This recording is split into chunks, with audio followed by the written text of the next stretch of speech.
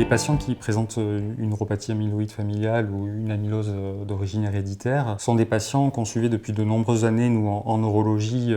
puisqu'il s'agit d'une astreinte neurologique préférentielle, et qui étaient aussi suivis en cardiologie de façon assez indépendante. Et Patricia a été à l'initiative de la mise en place d'une RCP, justement, pour pouvoir essayer de collaborer beaucoup mieux sur ces patients. En effet, c'est une atteinte qui est multi-organique et un peu à l'image de ce qu'on avait mis en place pour la maladie de Fabry. On trouvait ça logique de faire une RCP pour non pas être centré sur un organe, mais avoir une vision globale de la maladie des patients. Puis également pour une approche thérapeutique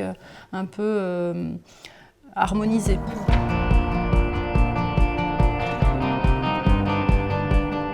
Le format de la RCP, c'est une RCP qu'on a mis en place à peu près tous les 3 mois entre 2 sites, entre l'hôpital Pellegrin et l'hôpital Olévêque en alternance, puisqu'il y a des spécialistes un petit peu sur les 2 sites. Notamment, ça permet de rassembler les généticiens, les neurologues, cardiologues, nucléaristes, les transplanteurs aussi, néphrologues, tout un ensemble de spécialistes qui s'intéressent à la maladie de manière à pouvoir échanger et harmoniser les pratiques, un peu comme on le fait dans d'autres maladies, donc également avec un système de visioconférence qui permet de communiquer avec la périphérie. En fait, on s'est calé un petit peu sur le format que nous, on avait déjà mis en place pour les RCP de neurologie périphérique, où afin d'harmoniser les prises en charge des patients à l'échelon régional, on avait mis en place une RCP en visioconférence qui permet à des centres périphériques de nous présenter des dossiers. Et ainsi, on s'est calé sur cette organisation-là en utilisant un système de visioconférence qui permet à la fois d'avoir des interactions en présentiel entre nous, parce que c'est plus convivial et ça permet de mieux discuter,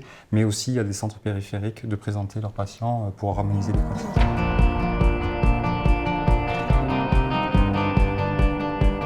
Du coup, c'est un petit peu pour tous les patients, parce que tous les patients peuvent être concernés par les thérapeutiques qui sont variées. Et donc, c'est important de discuter pour chaque patient quelle est la thérapeutique la plus adaptée pour lui, éventuellement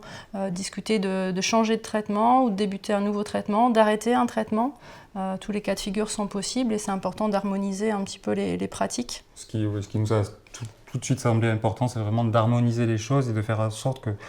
les patients n'aient pas des décisions thérapeutiques qui reposent sur une seule personne, mais qui reposent vraiment sur l'expertise de groupe pour qu'on choisisse d'une part le bon traitement,